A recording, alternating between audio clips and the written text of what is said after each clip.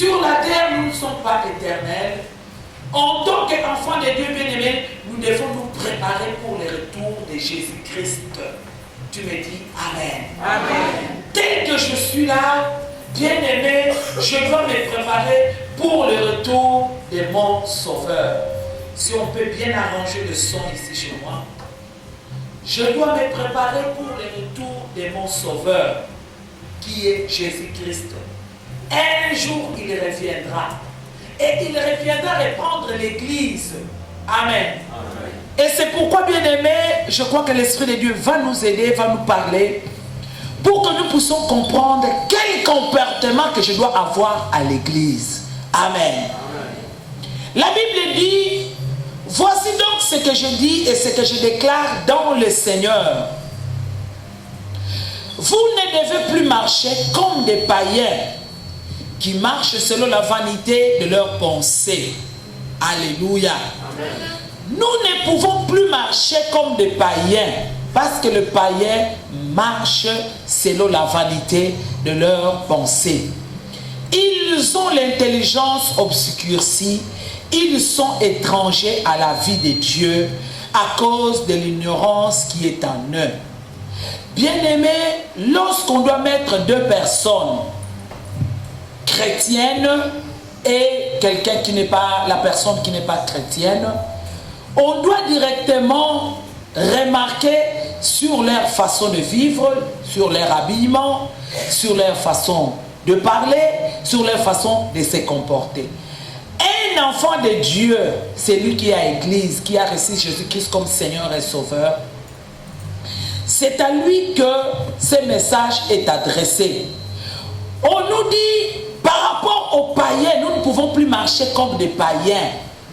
Parce que par rapport aux pensées, vous verrez qu'un païen, par sa façon de s'exprimer, vous sentez que c'est un païen. Par son habillement, vous sentez que c'est un païen. Pourquoi c'est un païen? Parce qu'il a l'intelligence obscurcie. Par rapport à la vie de Dieu, le païen ne comprend rien.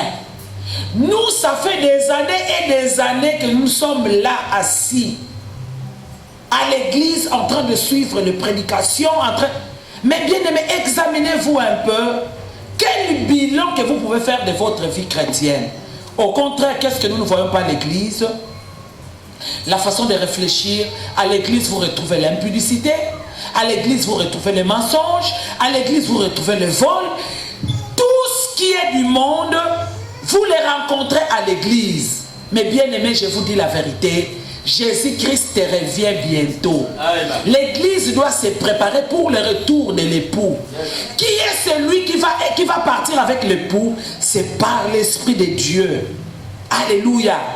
Nous devons marcher avec l'Esprit de Dieu parce que Jésus-Christ, lorsqu'il va partir, il va dire, il faut que je m'en aille. Parce que si je m'en vais, je vous enverrai le Saint-Esprit. Le Saint-Esprit ne vous parlera pas de lui, mais le Saint-Esprit vous parlera de moi, Jésus-Christ. Amen. Il vous convaincra du péché, il vous convaincra du jugement, vous convaincra de la justice. Le Saint-Esprit nous convaincra du péché. C'est ce dont on voudrait parler ce matin. Tu dois être convaincu que par rapport à ça, c'est le monde qui agit. Moi, je dois sortir de cette façon de voir les choses. Par rapport à mon comportement, c'est le monde qui agit. Je dois changer ma façon de voir les choses. Bien aimé.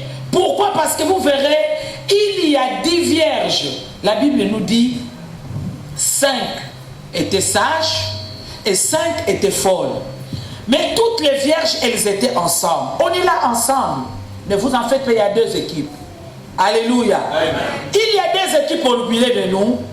La première équipe, c'est les 5 vierges sages qui se préparent, qui se renouvellent, qui ont l'intelligence pour comprendre qu'à un certain niveau, maintenant je dois arrêter le mensonge. À un certain niveau, maintenant je dois abandonner la fornication. À un certain niveau, maintenant je dois arrêter les querelles.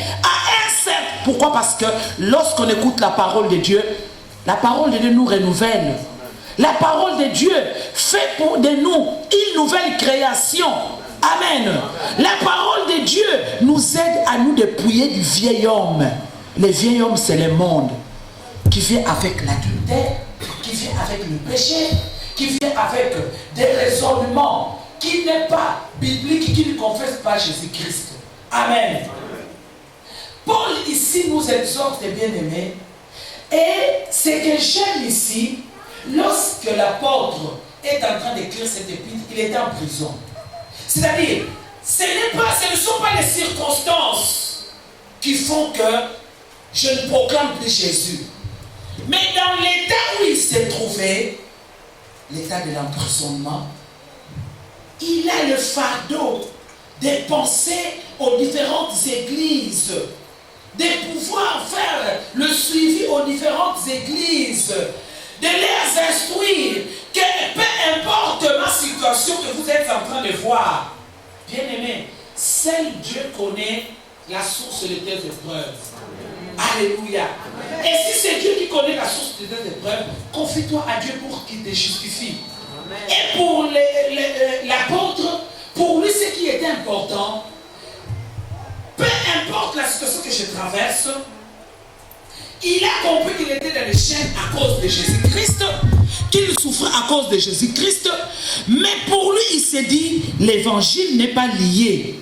Amen. Alléluia. Amen. Je peux écrire, je peux faire quelque chose, la lettre peut partir et Jésus-Christ continue à faire son travail. Amen. Amen.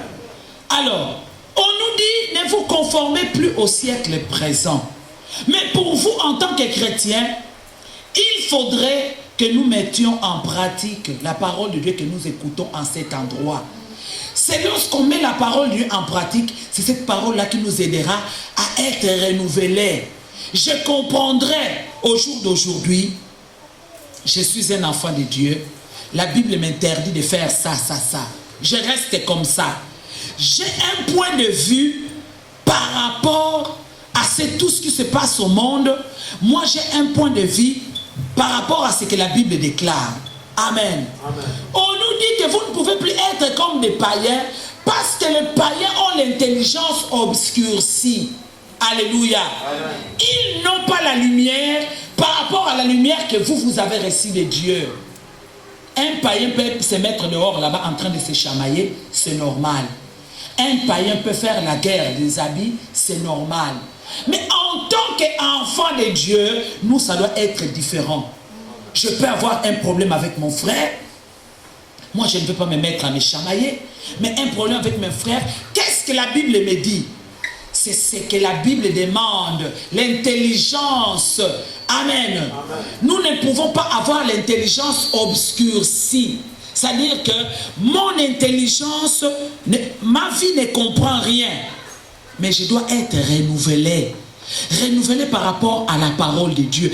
Peu importe les échecs que je rencontre dans la vie, que tous ces échecs-là, que je puisse revenir à Jésus-Christ pour qu'il m'aide. Mais par rapport à mes échecs, je ne ferai pas comme les païens, que voilà, moi j'ai échoué, moi aussi je fais ça. Moi aussi je fais ça. Je vis un tel est en train de réussir, moi aussi pour réussir, je fais ça.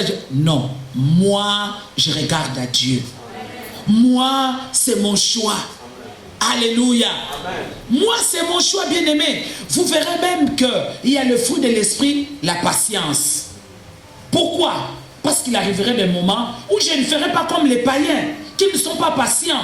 Mais moi, avec la parole de Dieu, on me dit, le fruit de l'esprit, c'est la patience.